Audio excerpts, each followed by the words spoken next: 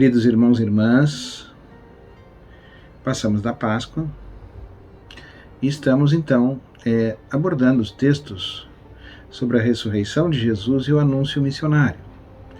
E hoje, esse texto que nos cabe anunciar, que é o texto do Evangelho de Marcos, capítulo 16, versículos 9 a 15, nos coloca diante do final de Marcos, que é um final dito não inicialmente canônico, foi acrescentado no século II para uma melhor compreensão daquilo que foi experimentado nas origens e agora na igreja primitiva, diante daquilo que, afinal de contas, existia nos outros evangelhos e parecia, inopinadamente, não estar registrado em Marcos. Então vejam vocês, trata-se das aparições e do mandato missionário, é um anúncio da comunidade em ritmo de missão, dizem os autores. Podemos ver, que o texto se compõe de várias partes, dizem os autores que, por exemplo, pode ser estruturado da seguinte forma. A primeira parte é a aparição a Maria Madalena, que aqui se torna central, não mais os 12, como nos versículos anteriores, e Pedro, mas Maria Madalena. Não estão na Galileia, como previa todo o esquema de Marcos e a sua teologia, mas estão em Jerusalém. Então, parece a Madalena que se torna a grande líder da igreja. Em segundo lugar, a segunda aparição é a 2 discípulos incrédulos, que foram relacionados com os discípulos de Emaús, de Lucas capítulo 24. Ainda esses não acreditam e não também levam a que os outros acreditem. Terceiro lugar, aparece numa visão conclusiva aos 11, não mais o Judas estava ao lado deles. E além disso, então, tem o tripartite discurso de Jesus ressuscitado, que leva a comandar a missão. Eles têm que anunciar o evangelho a cada criatura. Também o anúncio do direito divino escatológico que determina a missão. Ou seja, numa imagem antitética, quem crer e for batizado será salvo, quem não crer não será salvo. Não se fala da necessidade absoluta do batismo, mas da fé para a salvação.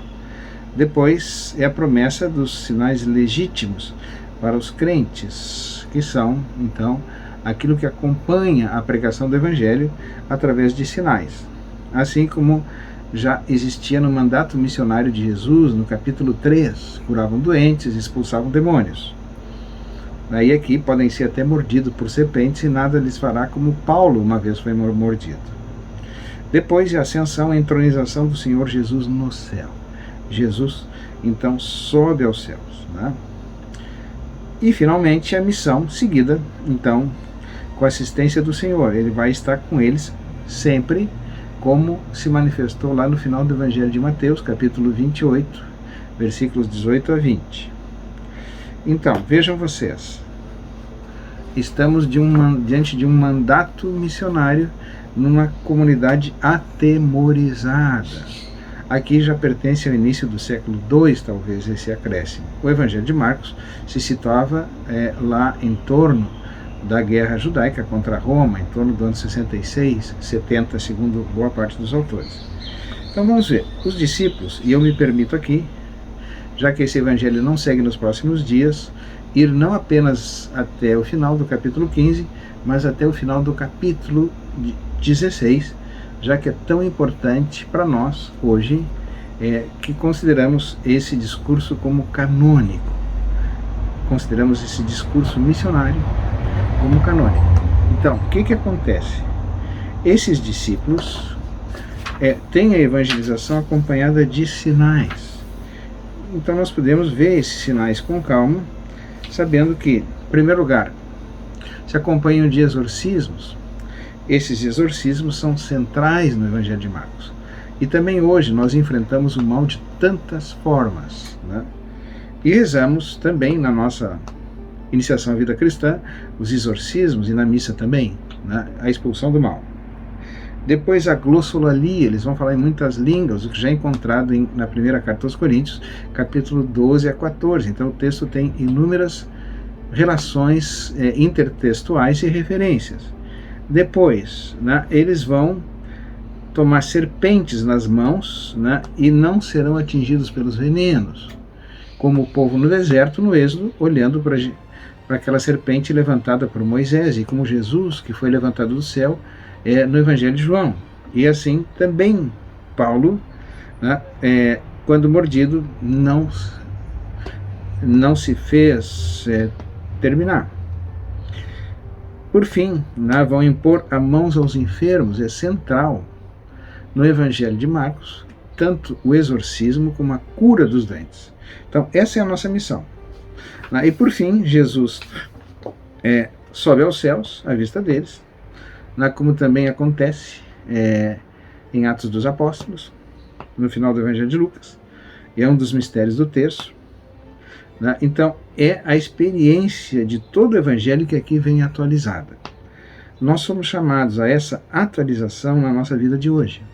Relacionarmos o final do Evangelho de Marcos com toda a missão cristã em tempos pós-pascais, nesse mundo de tantos males que os discípulos enfrentam.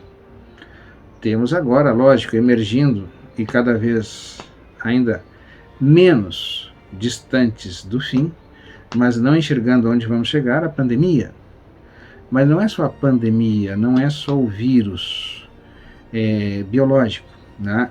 É o vírus de tantas formas esparramado, da injustiça, da economia, dos poderes, né, das disputas, e, em final, toda a incompreensão humana que a pandemia terminou acentuando e revelando essa competição, esse egoísmo de possuir vacinas e outros elementos para si. Vamos, dessa forma, então, nos colocar na escuta do Evangelho, na escuta do Evangelho, na ausculta do Evangelho, para que assim possamos evangelizar nesse mundo que faz a evangelização urgente, e assim estamos ao redor daqueles textos que caracterizam esses tempos pós-pascais no final do Evangelho de João. O Evangelho de João também tem um acréscimo inteiro, que é o capítulo 21, assim como Marcos tem, para que sejam melhores entendidas as realidades e as palavras que eles estavam vivendo de Jesus. Jesus se faz homem, né, e se faz ressuscitado, e já nos outros evangelhos Jesus aparece, faz refeição com eles, mas aqui ele sobe direto ao céu.